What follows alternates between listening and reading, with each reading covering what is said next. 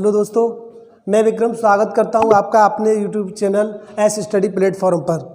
ठीक है, मध्यकालीन भारत की श्रृंखला में हमारा अगला वीडियो सैयद वंश और लोधी वंश। ठीक है, इससे पहले मैं 3 वंशों के बारे में बात कर चुका हूं। कल मैंने तुगलक वंश के बारे में बताया था। ठीक है, गियासुद्दीन तुगलक ने उस वंश की स्थापना की थी। ठीक, तो देखिए क्या कहते हैं, इसी के आगे हम अगला वंश जो पढ़ रहे हैं। देखिए ये छोटे छोटे वंश हैं, लेकिन इनका कार्यकाल भी ज़्यादा बड़ा नहीं रहा था, लेकिन फिर भी मैं इनको छोटे छोटे जिनसे जो क्वेश्चन पूछे जाते हैं बस उन्हीं पे चर्चा करूंगा, ज़्यादा डिटेल में नहीं जाऊंगा। तो देखिए क्या कहते हैं, तुगलक वंश के पतन के बाद सैयद वंश की स्थापना करने वाला मान लीजिए क्या हुआ था कि जो तैमूर लंग था उसका आक्रमण 1398 ईस्वी में हुआ था। उसने दिल्ली पर आकर के क्या कहते हैं दिल्ली को लूटा। लूटने के बाद उसका एक सहयोगी आया था जिसको क्या कहते हैं खिज्र खां। खिज्र खां उसका सहयोगी और सेनापति था। उसने क्या किया था, वो उसका विश्वसनीय था। ठीक है, विश्वसनीय था। उसने जितने भी क्षेत्र जिसने दिल्ली वगैरह में उसने जीत हासिल की थी वो उसी के बल पे हासिल की थी। ठीक है, तो उसी के बाद क्या हुआ था, जब क्या कहते हैं तैमूर लंग पूरे क्षेत्र को लूटने के बाद जब वापस लौट रहा था तो उसने लाहौर और क्या कहते हैं लाहौर के आसपास के क्षेत्र की दीवानी उसे दे दी। ठीक है, उसको शासन सत्ता सौंप करके अपने क्षेत्र में चला गया, अफगान क्षेत्र में। ठीक है, मध्य एशिया अफगान क्षेत्र। तो देखिए मैं उसी के आगे बताता हूँ आपको। देखिएगा सैयद वंश की स्थापना खिज्र खां ने की थी, जो कि तैमूर लंग का क्या थे सेनापति था। ठीक है, सेनापति था। तैमूर ने क्या हुआ था, जब लौट रहा था उसने सारा कुछ विजित करने के बाद जो क्षेत्र था क्या कहते हैं लाहौर, उसको क्या कह दिया, उसको शासन दे दिया।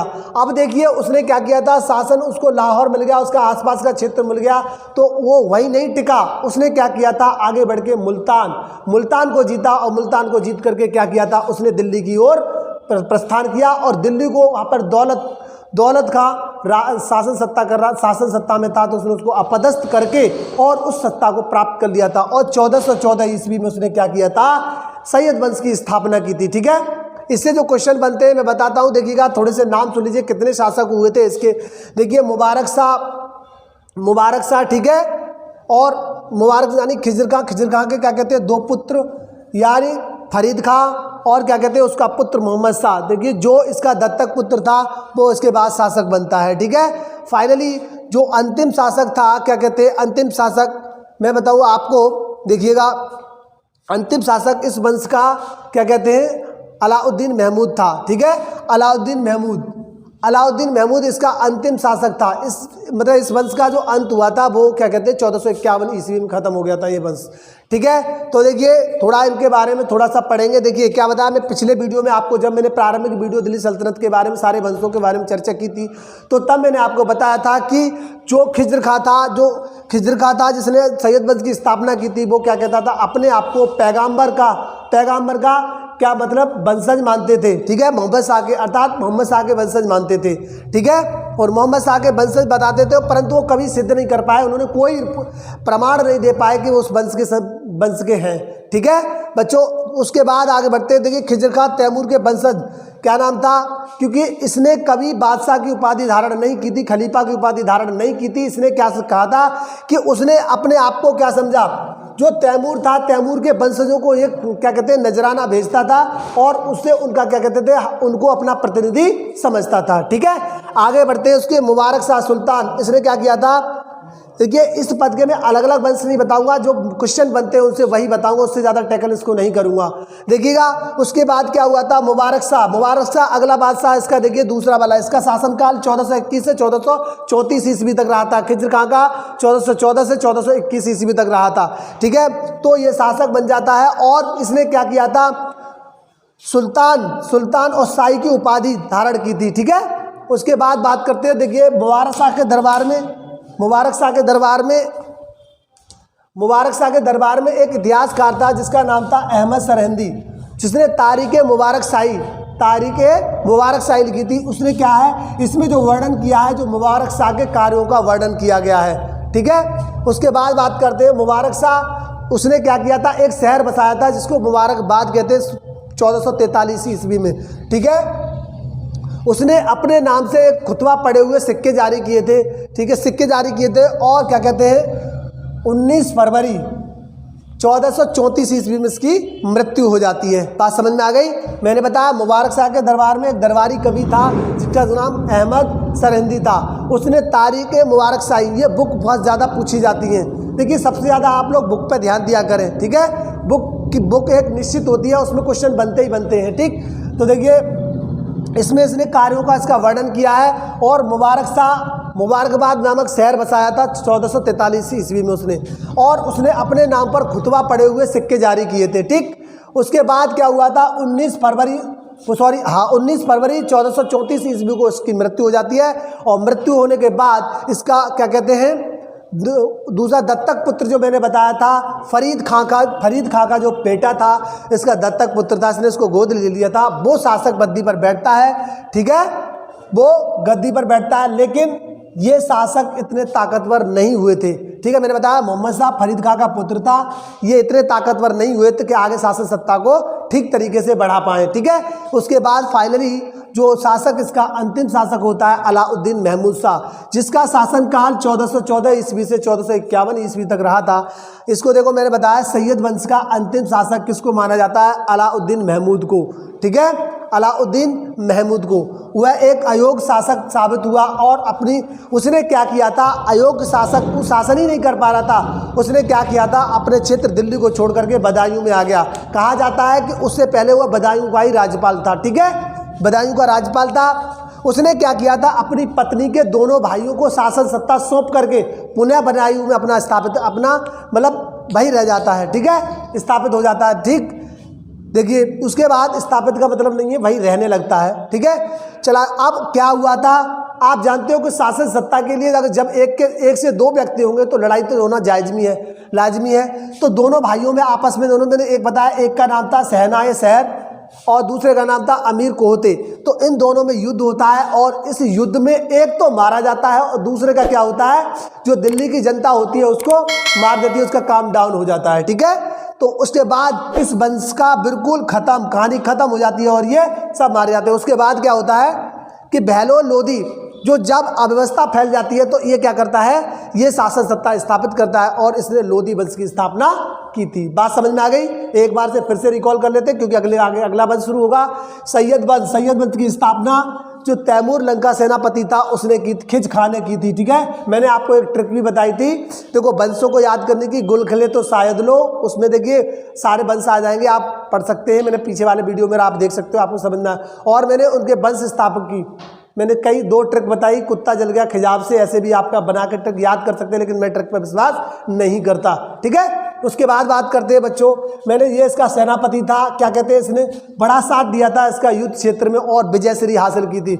और विजयश्री हासिल करने के बाद इसने लौटते वक्त इससे खुश होकर इसको लाहौर का क्षेत्र, लाहौर और लाहौर के आसपास का क्षेत्र उसको दे दिया था, ठीक है। देने के बाद वो अपने क्षेत्र मध्य एशिया में अफगान में लौट गया। उसके बाद क्या हुआ था, इसने क्या किया था, एक उपाधि धारण की थी। इसने क्या कहते हैं, खलीफा की उपाधि धारण नहीं की थी। मैंने आपको बताया, पिछले वीडियो में बताता आ रहा हूँ कि खलीफा एक धार्मिक पद था, लेकिन ये बाद में राजनीतिक पद बन गया। उसके बारे में हम बताएंगे आगे, और भी आगे बताएंगे, ठीक है। उसने एक रैयत आला की उपाधि धारण की थी, ठीक है, खलीफा को हटके। इस मैंने बताया खिज खां के दो पुत्र मुबारक शाह और फरीद खां।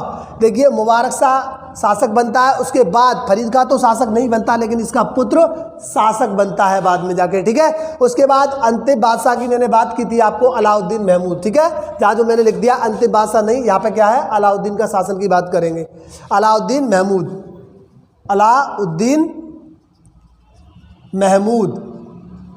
महमूद जो अंतिम शासक था, वो मैं तो अंतिम शासक लिखा था।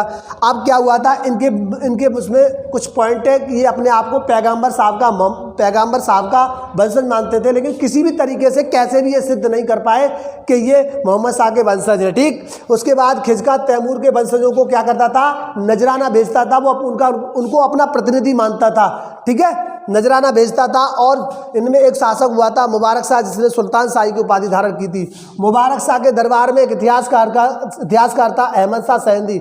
उसने क्या किया, तारीख-ए-मुबारक शाही लिखी थी, ठीक है, तारीख-ए-मुबारक शाही लिखी थी। और उसमें मुबारक शाह के कार्यों का वर्णन किया था। दूसरा, उसने एक खुतबा पढ़े हुए सिक्के जारी करवाए अपने नाम से।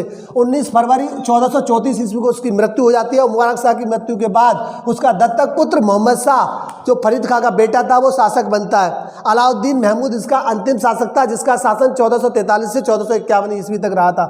अब उसके बाद अंतिम शासक क्या था, ये एक अंतिम शासक था और अयोग्य साबित हुआ था और फाइनली इसने क्या कहते हैं अपनी पत्नी के भाइयों को दोनों को राज सौंप करके सीधा बदायूं आ गया, क्योंकि उससे पहले ये बदायूं का राज्यपाल था। उसके बाद उसमें दोनों में युद्ध होता है, तो एक तो युद्ध में मारा जाता है और दूसरे को दिल्ली की जनता कूट कूट के मार देती है। ठीक, आगे बढ़ते हैं। उसके बाद अव्यवस्था फैलने के बाद बेहलाल लोधी अपने लोधी वंश की स्थापना करता है। देखिए, लोधी वंश 1451 से 1526 सबसे महत्वपूर्ण वंश, ठीक है।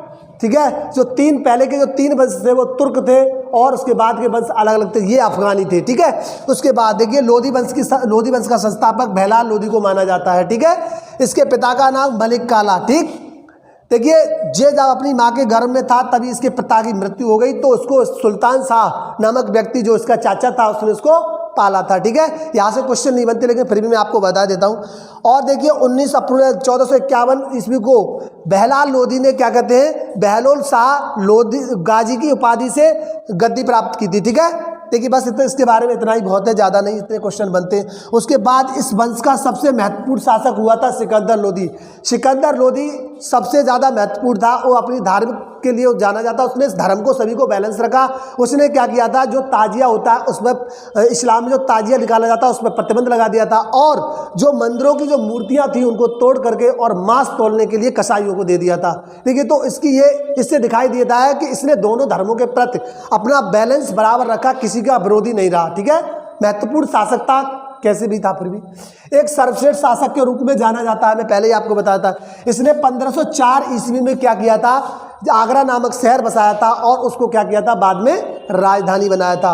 उसने भूमि की माप के लिए गज ए सिकंदरी पैमाना चलाया था, पैमाना मान के चलाया था। और सिकंदर लोधी मैंने पहले ही बताया यह एक सर्वश्रेष्ठ शासक था, ये डबल लिख गया है। अब ये बहुत अच्छा क्या कहते हैं कवि भी था, कविताएं भी लिखता था। तो इसने क्या कहता अपने नाम से कविता न लिख करके गुल रुखी नाम से क्या करता ये कविताएं लिखता था फारसी भाषा में। ठीक है, फारसी भाषा में। मैंने बताया इसने ताजिया पर प्रतिबंध लगा दिया और क्या कहा था, इसने मूर्तियों को तोड़ करके और ऐसी जगह जैसे कि मांस तोड़ने के लिए कसाईयों के लिए दे दिया था। तो इसने क्या किया, धर्म को दोनों को बैलेंस रखा था। ठीक है, अब कुछ भी किया लेकिन ये सबसे महत्वपूर्ण शासक है। ठीक है, अब इसके बाद क्या हुआ था, इसकी मृत्यु के बाद इसका पुत्र शासक बनता है और ये इस वंश का सबसे अंतिम शासक इब्राहिम लोधी, जिसका 1526 ईस्वी में बाबर से सामना हुआ था और ये युद्ध क्षेत्र में युद्ध करता हुआ मारा गया। ये पहला ऐसा दिल्ली का शासक था जो युद्ध स्थल पर मारा गया था। सुनिएगा थोड़ा सा और 1500, इससे पहले एक बात बताते हैं आपको, 1518 ईस्वी में एक युद्ध हुआ था, तोकली का युद्ध। तोकली का युद्ध जो हुआ था राणा सागा और इब्राहिम लोधी के बीच। इसमें इब्राहिम लोधी क्या करता है, हार जाता है और क्या करता है, हार जाता है। ठीक है, तो इसकी एक कमी थी अपने धर्म के प्रति। इसने क्या किया था, जो उलेमा वंश था, जो उसके धार्मिक गुरु है, उनके अकॉर्डिंग इसने कभी शासन नहीं किया। इससे क्या किया, वो अमीर जो इसके दरबारी थे वो सब नाराज हो गए और नाराज होने के बाद इसने क्या किया कि उन्होंने बाबर को आमंत्रण किया। बाबर को जब आमंत्रण मिला था आलम खां और देखो दौलत खां पंजाब का जो शासक, आलम खां जो उसका खुद का चाचा था, गद्दारी सिर्फ घर के ही करते हैं। ठीक है, आलम खां जो उसका चाचा था उसने क्या किया कि उसको आमंत्रित किया और आमंत्रित करने के बाद इसके विरुद्ध युद्ध करवाया और उसमें क्या कहते हैं इब्राहिम लोधी युद्ध में मारा गया। और 1526 ईस्वी के बाद क्या हुआ था कि अब दूसरा मुगल वंश की स्थापना हो जाती है। तो देखिए इससे कुछ पॉइंट है छोटे छोटे, उनको और देख लीजिए। देखिए सबसे पहले इस युद्ध में भारत में तोप का प्रयोग किया गया था बाबर के द्वारा। ठीक है, और बाबर के जो प्रमुख तोपची थे, क्या नाम था, उस्ताद अली और मुस्तफ़ा। ये बहुत ज़्यादा क्या कहते हैं, बहुत ज़्यादा पूछे जाने वाला क्वेश्चन है कि जो बाबर के तोपची थे, जो बाबर के 1526 ईस्वी में इब्राहिम लोधी के विरुद्ध उन्होंने युद्ध लड़ा था और तोप का प्रयोग किया था और ये तोप चलाने में बहुत ज़्यादा माहिर थे। ठीक है, 2 उस्ताद अली और मुस्तफ़ा। ठीक है, अब देखिए मैंने आपको बताया था पहला ऐसा शासक जो युद्ध स्थल में मारा गया था दिल्ली सल्तनत का। ठीक है, थोड़ा सा रिकॉल, लोधी वंश मैं उसको पहले ही कर चुका हूँ। लोधी वंश का संस्थापक बेहलाल लोधी। ठीक है, देखिए इसके पिता का नाम मलिक और क्या कहते हैं, जब ये माँ के पेट में था तभी इसके पापा की मृत्यु हो जाती है और 1491 ईस्वी में महलुल शाह गाजी के उपाधि से ये शासक गद्दी पर बैठता है। और सिकंदर लोदी इस वंश का सबसे महत्वपूर्ण शासक और ये सर्वश्रेष्ठ शासक माना जाता है। 1504 ईस्वी में इसने क्या किया था, आगरा नामक शहर बसाया और उसको बाद में अपनी राजधानी बनाया था। देखिए इसने सिकंदर वो गजे सिकंदरी चलाई। सिकंदर लोदी सर्वश्रेष्ठ शासक था, मैंने पहले ही बोल दिया। तो वो गुलरुखी नाम से कविताएं लिखता था, ठीक है, फारसी भाषा में। ताजिया पर प्रतिबंध, मूर्ति तोड़ करके मांस तोड़ने के लिए दे दिया। और इसके बाद इसकी मृत्यु के बाद इसका पुत्र बनता है जो 1517 से 1526 ईस्वी तक, क्योंकि 1526 ईस्वी में तो ये वंश समाप्त हो जाता है। और क्या कहते हैं, एक तोकली का युद्ध होने के कारण आपस में शत्रुता, भारत में आपस में शत्रुता के कारण ही विदेशियों ने आक्रमण किया था और देश में आमंत्रित करने वाले शासक भी बहुत थे, ठीक है, आपसी विद्वेष के कारण। 21 अप्रैल 1526 ईस्वी को इब्राहिम लोदी और बाबर के बीच युद्ध हुआ था। उस युद्ध में क्या हुआ था, इसकी सेना 1 लाख होने के बाद भी बाबर से हार गई थी, क्योंकि इसकी सेना में अव्यवस्था थी, कम प्रशिक्षित लोग थे, ठीक है, सैनिक थे जो कम प्रशिक्षित थे। बाबर किसके आमंत्रण पर, आलम खां जो इब्राहिम लोदी का चाचा था, दौलत खां जो पंजाब का शासक था, इनके आमंत्रण पर आया और तोप का प्रयोग सबसे पहले इस युद्ध में हुआ था। और क्या कहते हैं, इसके जो क्या थे, मुस्तफ़ा और उस्ताद अली, उस्ताद मुस्तफ़ा और उस्ताद अली, ठीक है, दोनों थे। और युद्ध स्थल में मारा जाने वाला पहला दिल्ली सल्तनत का शासक, ठीक है। तो मैं समझता हूँ आपको समझ में आएगा, और समझ में आया हो तो लाइक और शेयर करिएगा और मेरे पिछले वीडियो और देखिएगा, ठीक है। धन्यवाद, थैंक यू, मिलते हैं अगले वीडियो में।